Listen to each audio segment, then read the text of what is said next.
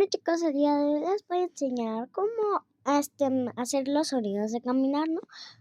Muchos me andaban preguntando, bueno, no me preguntaban ni nada. Entonces vamos aquí. Escoges el video que quieras.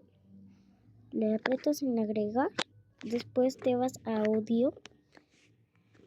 Después en el segundo le aprietas en sonidos. Y después aquí escribes la canción o todo eso. Caminando. Y aquí encuentras los sonidos.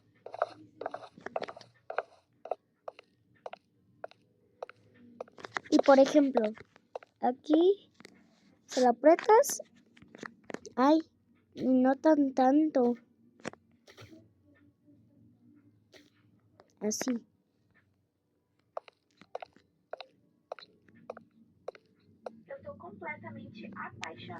Y ya luego exportan el video.